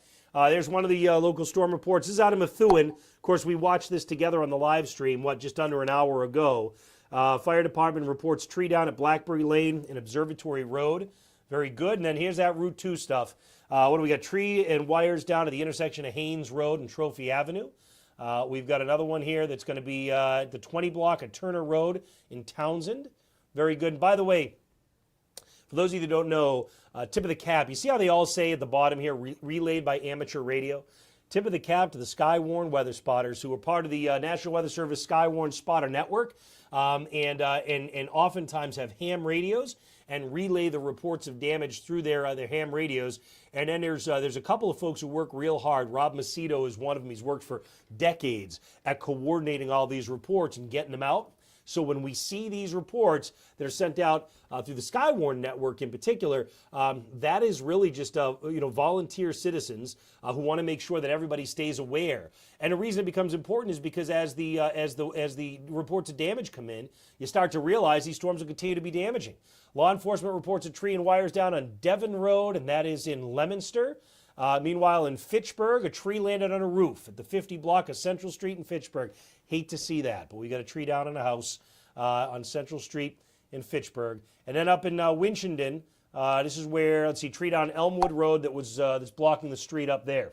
So, all right, let's take you back in. We are now right under the gun in the Boston Metro. I'm going to leave it on the live radar for you. One thing I will do briefly, though, is I'm going to switch over to the downdraft gust potential. So if you're just watching us now from the Boston Metro, all right, and Danielle, as the storms come into the city, if you're watching, you want to get something out on social media, just to remind folks we're here at the live stream, that would be phenomenal. Danielle's in the other room, but she's watching and she's collecting all your tweets in particular. She's been all over social media and some of these storm reports as well. Let me go to the downdraft gust potential. It's going to take a second to come up. Should come up though, and we should. Did I lose it? I may have lost it. That's all right. We'll come back to it. But the bottom line. We'll go over to velocity. Here we go. So bottom line is everywhere that we're seeing some of these light greens and blues, all right, the bottom number is what you're looking at here, 35, 40 miles per hour. That's not even including the downburst of wind. That's just horizontal wind. So basically, right now, your threat for damage is going to be greatest. Just came in through Peabody, but Lynn, you're under the gun. Saugus, you're under the gun. Revere and Nahant, you're next. You will likely see at least a pocket here and there of wind damage that may be done as this thing blasts through. Unlikely to find much damage done. I never want to say never, right? Because I have no idea how weak a tree limb is, but you never say never, but unlikely to see the damage done in Stoneham or Melrose or Malden or Medford like the last time around. Isn't that funny? You got hit hard the last time with the wind damage in your towns, and now look at that. The storms are splitting around you. At least they have some modicum of polite behavior. Lexington, you've got a real heavy rain shaft over you, right over Worthen Street, Waltham Street. All right, that continues to drop south, Route 2. That is now Waltham, you're raining, okay, but you're about to get that burst of heavy rain out of Lexington. So my only concern here at Beaver Street and Route 60, and then running into Belmont, my concern is that we have a lot of old trees in this area with a lot of limbs that may come down. And in the center of some of that real heavy rain is where we're talking about some of the stronger wind gusts that may come through. So just keep in mind, there may still be some wind damage done around Waltham and Woburn as that drops in. And this is really what I kind of estimate to be kind of a nasty storm. It's just come through Marlborough and now coming into Framingham. You've got a lot of thunder and lightning with this one. It's a rough and tumble storm for a couple of reasons. One, it's got torrential rain. The biggest thing I'm concerned about here is the lightning strikes. And you want to make sure that, in Framingham, now's the time to make sure you're tucked indoors as this thing comes through. But also, there's some small hail that's coming down right now on the north side of this, up around Garvey Road, up around Edmonds Road. That's all dropping south and east. So that hail is going to come in on the north side of Framingham at Route 9. That'll come in, what is it? Is it Shoppers World's a little, I think, farther east than that, right? It's Natick. But nonetheless, you've got your, oh, look at that. Listen to me. It's going to try and move out just to the east, south and east, and head out toward Shoppers World. But nonetheless, we zoom out a little bit more, and you've got the warning still up from Westboro to Worcester. But do you notice much more broken up on what we're seeing here with regard to the clustering of the heaviest rainfall? So in other words, at this point, when I look at someplace like Worcester, I'm not imminently concerned about significant damage being done. Again, couldn't tell you that there won't be any damage done, but it's unlikely to see much come back. Now here's the storm. My goodness, there you go. Look at this. Here's the stuff we're looking at right over Springfield, huh? Right over Springfield and then up toward Wilbraham. You've got dual-barreled storms that are coming in right now over 91. You've got small hail that's coming down with this, torrential rain. It's across 91 itself and the Mass Turnpike, so ponding of water is a problem. Wilbraham, you're going to get some strong wind gusts. Downtown Springfield, I wouldn't be surprised if we get a report of damage out of you. as that center comes right overhead. Back to the Boston area now, and some of you may just be tuning in. We'll give a few moments here as the push notifications go across on our 1 Degree Outside weather app, because we know more of you are going to be joining in, and I can see many of you hopping on right now, so welcome aboard. Those of you that are watching on our live stream, you can always access it at the bottom of the home page on our app, our 1 Degree Outside weather app, or of course at livestream.onedegreeoutside.com, where we have a chat enabled, so you're actually able to chat with me live. I keep checking the chat and answering the questions now and again. So here we go with the storms coming directly into Boston. What we've been looking at is we've been trying to highlight the precise areas where we're looking at the potential for damaging wind. And at this point, what I can tell you is that you want to look, because the air is so tremendously hot and humid, you're going to get your downburst winds focused predominantly where your heaviest rain is. And it doesn't always work that way. Sometimes you've got dry air that gets pulled into a storm, and that creates the wind. But in this particular instance, it's working that way. So if you've got the heavy rain shaft that comes down, it can take the winds that are about 45 miles per hour aloft, accelerate them as they come down, and that's where you get your damaging wind bursts. So where is that happening right now? There's the potential for that to happen at Gloucester right now, and Rockport would be up next. We've already had reports of damage across northern Essex County, Middlesex, and northern Worcester County. I would expect that out of Lynn down to Nahant, we probably will get some report of a limb down or something like that in here. We should be tucked indoors, away from windows as the storm comes through. Notice the split in the storms that's happening over Woburn right now. Lightning is still a threat. Heavy rain is still a threat, but you are not underneath one of those really torrential rain shafts that may carry down what would be a damaging wind gust. So at this point, you're not directly underneath the greatest potential for damage. Again, I mentioned earlier, it doesn't mean that that you're not going to get any. I can't vouch for the tree limb strength in your neighborhood, but you know what I'm saying, right?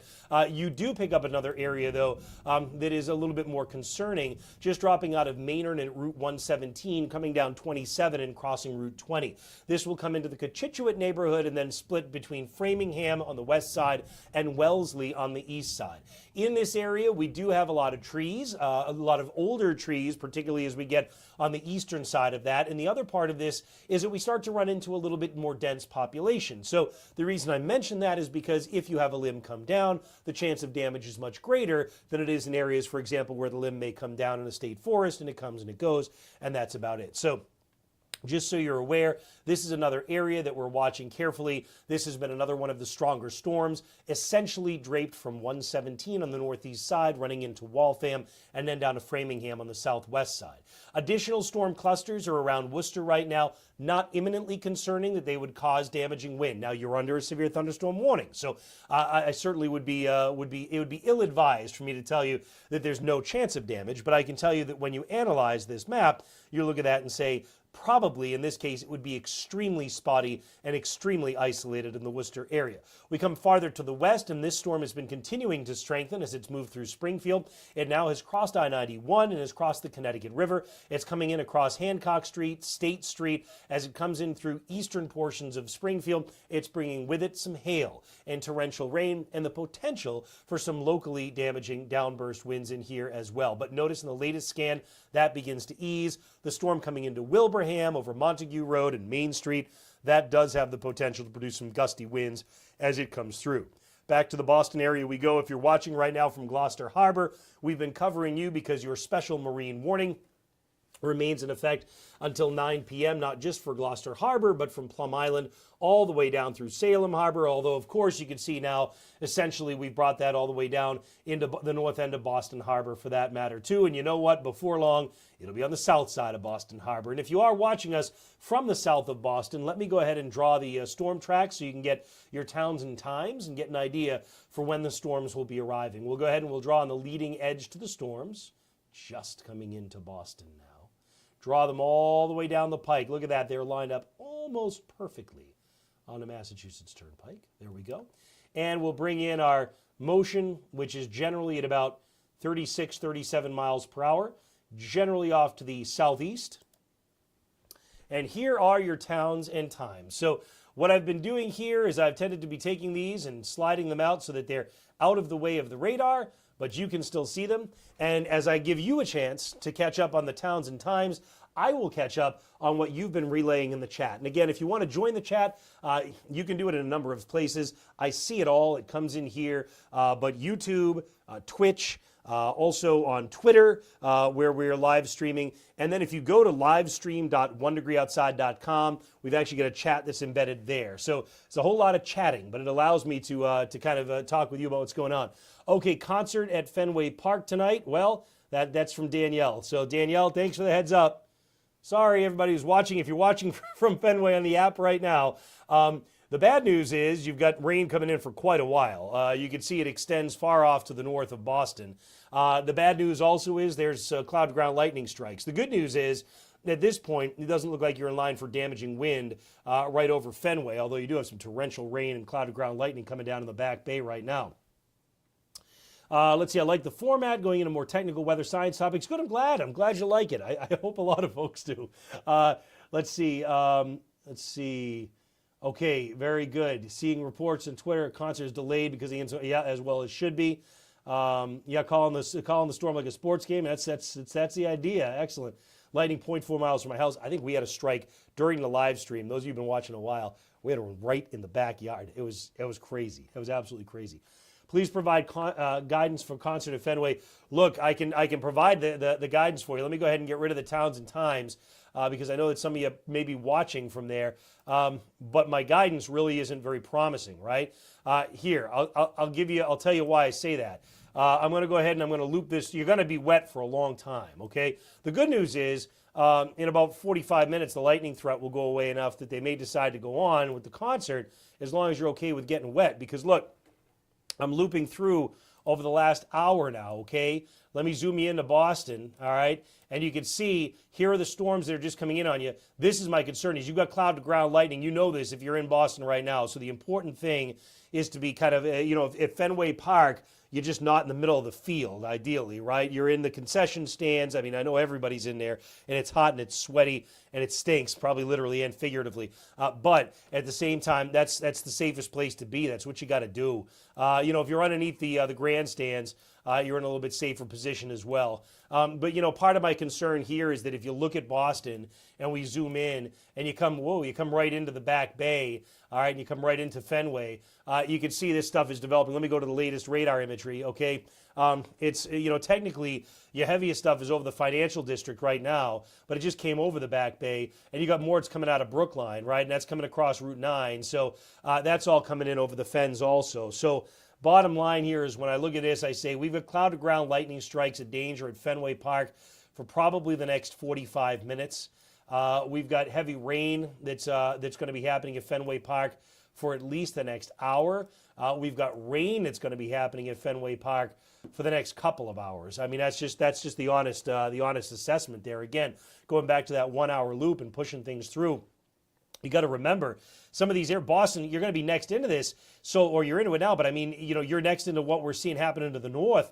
I mean, there are spots that started thunderstorming at 7:30. We're an hour and a half into it, and they're maybe halfway done. So that's the honest assessment. I'm always going to be honest with you. That's the honest assessment about Fenway, okay? Common out Topsfield. Yep, you just got that off to your east. Meanwhile, Upton says it's starting up for you. All right, let's go ahead and go to the latest radar scan. All right, there's some good news to share with all this, which is when we compare it to where it was a short time ago in terms of intensity, there's no question we've stepped this thing down quite a bit with regard to the intensity. So don't get me wrong. It's thunder, it's lightning, you're rocking, you're rolling right now along the Mass Turnpike, right? At the same time, the chance of damage definitely has come down a bit, but exists in pockets. Let me see this time if I can get back over to one of my favorite products. Yep, there we go. Great, it's back. I had lost it for a brief time. So what you're looking at right now is a downdraft gust potential. What this is doing, I can explain to you. When you watch for example, a TV broadcast, I did this for years, and you show the velocity inside the storm, it's the bottom number, you say, 34, 33 miles per hour, right? That's horizontal wind. When you get real heavy rain, you got to think about it, you've got a vertical component, don't you? You've got downburst winds that come in. So that's where this product comes in super handy. This is a downdraft gust potential. This says, okay, well, we know that the air is hot and humid. We know we're getting heavy rain. What is the potential wind if it's whoosh coming down inside that thunderstorm? 52 miles per hour, right? And that's the case 48, 50, 49, all the way off to the east for that, to the west for that matter, out to Marlboro. Let me zoom in just a little bit more so you can get a better feel for exactly who I'm looking at here, okay? We can pinpoint where that damaging wind burst might be. And it's right over Marlboro right now. It's when you make your way farther to the northeast and come over 117, dropping down in toward Cochituate. These are the areas where look at that downburst potential, the bottom number there, 52 miles an hour, right? 50 miles an hour, 49 miles an hour. That'd be enough to do damage. Now you come east, you get to Waltham, Belmont, Watertown, Arlington, Winchester, Woburn, Cambridge, Boston. You don't see that same kind of downburst potential showing up, do you? Let me probe the numbers here for you. You ready? All right. What do you got? 43 miles an hour, 42 miles an hour, 34 miles an hour. Now look, that's no walk in the park, but at the same time, that's a whole order of magnitude better than you're dealing with in other spots. This was the other spot I had you on guard, Lynn to Nahant, because you had one of those real heavy rain cores with some hail coming in on top of you. Notice your downdraft gust potential is still about 52 miles an hour from Lynn to Nahant right now. So there is still the potential for at least some isolated damage to be done in your neck of the woods. Again, back down through the Boston area, and this is where you're not seeing those same high values, but you come back out west of town, Marlboro, you are. And that's what's been dropping in on top of Framingham. All right, you get the idea for that? And then we go out to Springfield and Wilbraham because I keep touching upon yours. This is, you're back up 52, 54 miles an hour all through this area, right? And 51 coming out of Springfield right now. So there is the potential for some isolated damage to be done for you as well. Let's get back over to the more conventional radar. Let's swing it back into the Boston metropolitan area.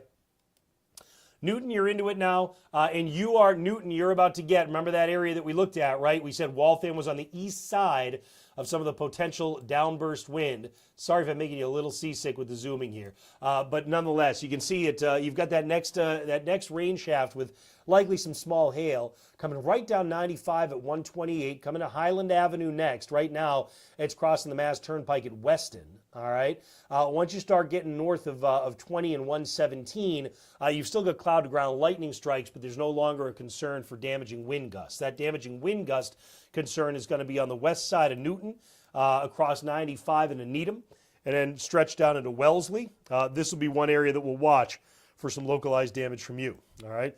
Zooming the view out a little bit more. Yeah, you can see that split we talked about. That was over Malden, Somerville, Arlington.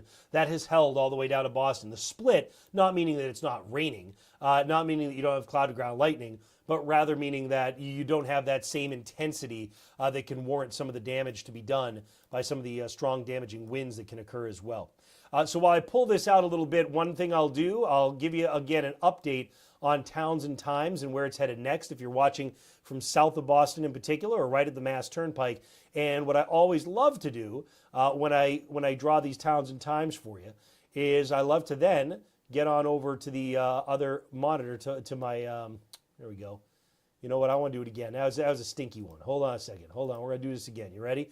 That was a stinky one because I want to make sure we get this all the way out to Westboro. I want to cover everybody all the way down the line. All right, nobody gets left out here. Ready? Nobody gets left out. There we go. There we go. Bring that down to the south and east. Give it to us at about 36, 37 mile per hour average speed. There we go. All right, so here are your towns and times. I'll slide them up someplace where they're out of the way and you can see the radar. There we go. You should be able to see that. Let me just check and make sure. Nope, I put it a little too far south. There you go. All right, and let me catch up on the chat and see what you're offering here on chat and what I can say back to you here. How high up in the sky does the storm go? 20,000 feet. These storms today are about 40,000 to 45,000 feet. So they tower pretty high. Occasionally on a day like today, you can get a 50,000 footer. I would guess most of these are probably 40, 45. Still quiet, dry in Somerset. Raining now in Waltham. Yes, Cape and the Islands. All right, we'll get to Cape and the Islands soon. Good question. Yeah, raining in Boston, right? What about Gloucester? All right, Gloucester, we've been covering you, but if you're just tuning in, I'll take good care of you here in just 1 second. Waiting to see if it makes it to Attleboro. Yeah, you know what? Something will make it to Attleboro. The heaviest stuff could stay just to your east, but you can see on the screen that I've got you just outside what I drew here, but that doesn't mean you can see there's more stuff coming out of Worcester. So, no, you'll get something out of this. It'll make it to Attleboro. Crazy wind gusts in Hingham came through 10 minutes ago. Okay, Hingham. Okay, 2 patio umbrellas I should have closed went airborne. Still gusty, not as bad. All right, Ben and Hingham, that was just outside the storm. You could see you haven't gotten into the storms yet. That was the gust front. That was the gust front. So for those of you that are just kind of joining in, so this is the outflow, and what's happening is what Ben just had. Here it is. What Ben just had in Hingham. All right, here's Hingham. All right, what Ben just had is the outflow. This is the exhaust, the cool air that comes whooshing outside of the storm. These storms are huge. I mean, they're these huge engines. So they're sucking air up into the sky, 40,000 feet high, and you got to figure it's cold up there. Well, what goes up must come down. So you get the downdrafts, the same downdrafts that we've been tracking that have been showing us where some of the worst damaging wind gusts could be, right? That's cold air. Cold air sinks. The cold air is coming down from the sky. When it smacks into the ground, it's got to go somewhere. So where's it go? It's going out ahead of the storm. So Ben, you just got your patio umbrellas knocked over by the outflow from this thing. That's not even from the storm itself. So you get the idea. Keep the umbrellas down, all right, because the storm itself is starting to blow in. Now, honestly, Ben, in Hingham, you might have gotten it worse out of the gust front than you will out of the storm itself.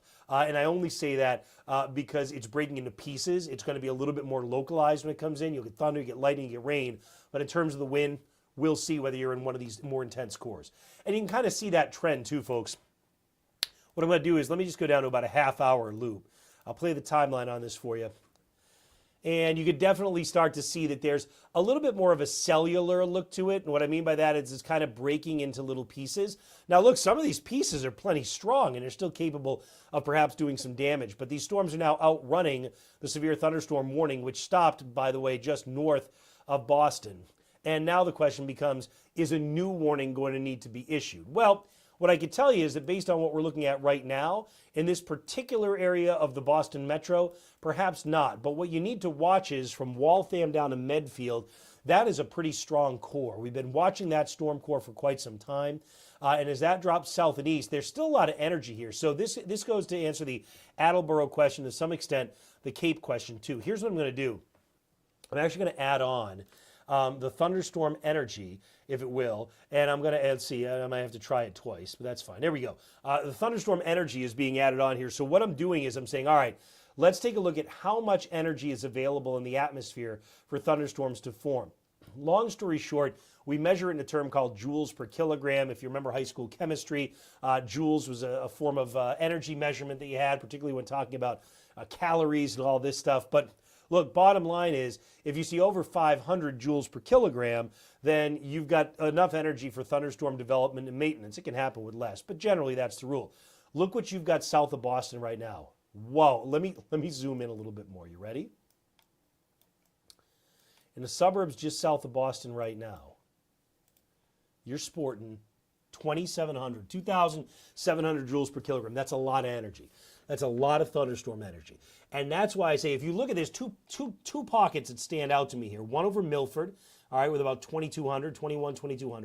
The other one that's over Quincy, areas just south of Boston. You got about 2,700 here, almost out to Braintree. All right, so the concern is when you take one of these already fairly strong thunderstorm clusters dropping, let's say, across the Mass Pike at Weston, and you put it into that powder keg, is it going to get stronger? And if it pulses up, then you need to get a new warning out, and you've got a chance for damage to be done. If it fails to pulse up, then you wouldn't worry about it. But this would be one zone you'd have to watch for a pulse, is immediately south of Boston from Quincy to Weymouth. And the other one's going to be when you get across Milford as this drops in on top of you. What about the Cape? So a couple answers on the Cape. First of all, you've got a southwest wind. I want you to look, it depends on where you are. Look at the way your thunderstorm energy drops off precipitously as you come south. T-Ticket has about 210 joules per kilogram. Now, thunderstorms can survive the trip into this. It's kind of like when a hurricane comes into colder waters. It's not really a fair analogy, but it's going to make the point. When a hurricane comes into colder waters, it still has energy, right? It just starts to weaken a lot. The same thing will happen with these, or at least it should. As it gets down to you, your water's still too cool. I know it's been warming up in some of the bays. I know it. And at the same time, I don't think it's warmed up enough that you're going to offset the fact that you've got a cool southwest breeze coming off the ocean, killing your thunderstorm energy. Will you get thunder and lightning? Yeah, probably. Are they going to be all that strong when they get there? Probably not. What about the outer Cape? What's going on out here? Well, in the Outer Cape, we've had a little bit more of a tongue of moisture that's been able to kind of sneak its way in. Cape Cod Bay has been able to warm up a little bit. So we've got a couple of things going on. Some of this is being driven by what's going on at the mid-levels. So we'll see whether that pocket of higher instability or greater thunderstorm energy remains transient, or if it stays in that place. If so, then you might get a little bit more in the way of rumbles on the Outer Cape, believe it or not, than you even would down around Mashpee, for example. All right, let's bring you back up to the Boston area again. If you're watching, thanks for being part of the live stream. Appreciate having you here. I hope you find this useful. By the way, if you're on and you're gonna switch off at some point here because you got what you need for your town, would you leave a comment in the chat just as to what you think about, was this good? Was it helpful? Was it bad? What could have been better? What would you like to have seen better? Or what was really good? What did you really enjoy?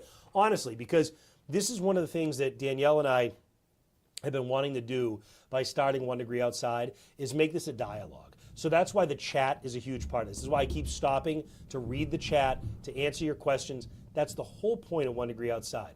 Because for decades, it was a monologue. For decades, it was a broadcast. And that's fine, that's great, that's important. But now it's a monologue. So if you think it's been great, or if you think it's been terrible, or somewhere in between, let me know. Let us know. Let us know in the chat.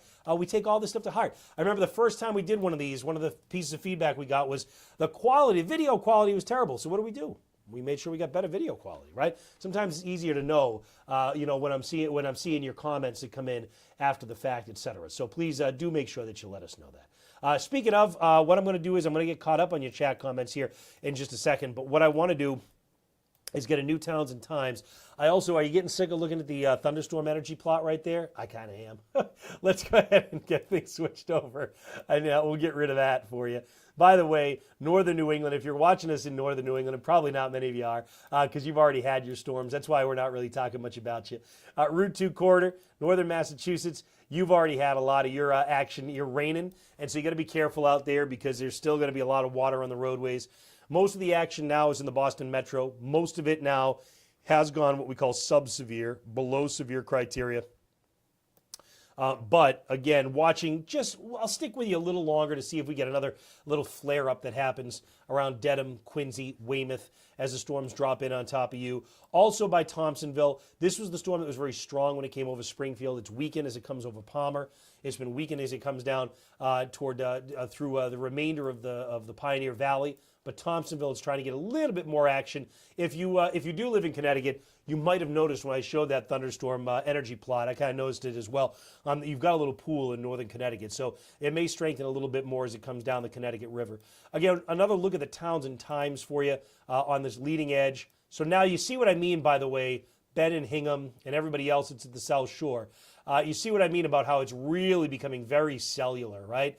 And if you look at it, you got all these little fingers that are kind of extending out from it. Look, I got to tell you, from a not wanting to get damage perspective, that actually is pretty good. That's a good thing to see that happening. I want to adjust this exactly right for you so I get it right. There we go. Attleboro, we're going to put you in for at least getting clipped on the southwest side of these. There we go. But it's good from a damage perspective because the less organized they are and the more broken up they are, the less damage potential that you have. All right, so let's see what we've got. Let's see what we've got for you on your chat here. Thanks everybody who's sharing stuff. Appreciate it. Okay, charity golf tournament tomorrow in Northbridge. How's the storm outlook? Actually, in the morning, there shouldn't be much in the way of storms. You're going to still have some showers floating around. So I can't guarantee it's not going to rain on you. You should have the golf umbrella. But it looks like the storms themselves, the thunder part of that, may hold off a little bit more until we get into the afternoon. Upton, you got severe wind and sideways rain. Yeah, I'm not surprised. Heavy rain in the pergola lifted up with the wind. All right, thank you very much. That was in Upton. All right, very good. Worcester had some rain and thunder, less windy. Yep, it is less windy. We talked about how that's breaking up out there. No satellite on the dish. I'm sorry you lost your satellite TV. I'm glad you still got us, though. That's a good thing. Chat box is blocked in the eastern part of the map. Oh, good to know. All right, that's good to know. So I'll take a look at that. Very good. All right, folks like the good. You like the, okay, Plymouth area. Very good. So Plymouth, if you're still watching right now, hopefully you've got what you need right here, right? We've got you on. And, You got 9:40 or so is your arrival time on this storm as it comes down toward you. So about another half hour. All right. In fact, I can put this right here. You ready? Put it right over Plymouth. Oh, of course, there's a little what do you call it? A little box here. But 9:34, 9:35 should be in on top of you in Plymouth. All right, Marlboro. Thank you very much. Hats off to you too. Thank you. Maynard, the damaging winds in Maynard have passed. Yes, you're done with damaging wind. Just be careful. There's still cloud to ground lightning that's going on right now. So just use some caution. Tingsboro, Mass, New Hampshire, we're very happy, excited with new venture. Oh, good. All right, got the app. I'm glad. Yeah, please, if you haven't gotten the app, make sure you get it. Turn on the weather notifications. I think you'll really enjoy it. All right, very good. Thank you. Good comments on this. Really appreciate it. Thunder and lightning in Lawrence. Okay, great. Excellent. Chris is looking forward to winter weather coverage. Yeah, me too. Me too, absolutely. Good. Helpful planning and understanding the situation. Excellent. Good. South Hingham, you're waiting on rain.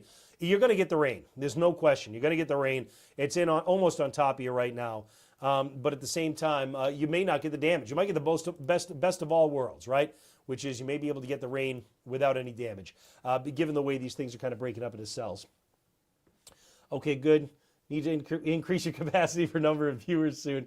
Maybe. It's possible. We're using a service that hopefully is going to keep it going exactly the way we need it to. But yeah, if we run into problems, expansion's not a bad thing. It's not a bad thing at all.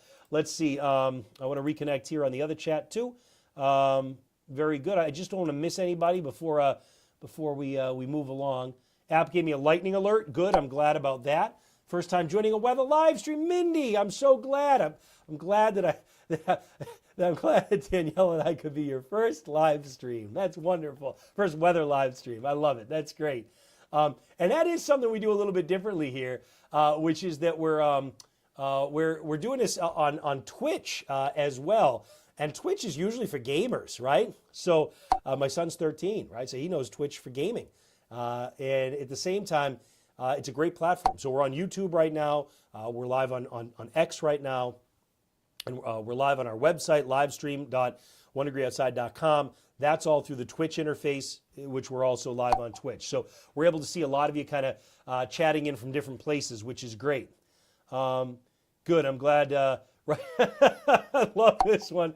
Reckless and Confident says, thank you for doing this show, man. It's the best part of watching the live broadcast without all the stuff that comes with broadcast coverage. I got you. Just starting in Dover, not so windy. Good. That's kind of what I'm hoping to hear, is that now as it's coming in on top of you guys south of Boston, you're not going to get as much in the way of wind. A lot of the intensities come down. Ooh, a weather for the concert tomorrow night in Mansfield. All right, Nick, I'm going to answer that for you here in just 1 second, okay?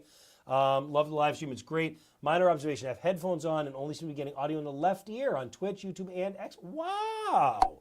I'm not in stereo. Son of a gun. You're probably lucky. You can listen to something else out of your other ear. I'll take a look at that. That may be on my end. That may be that I'm not streaming in stereo. So thank you for that. All right. So I want to answer for David. Love the accent. Thank you, David. I can turn it off. I did for 24 years. I did for 24 years, but when I'm just myself, it's there.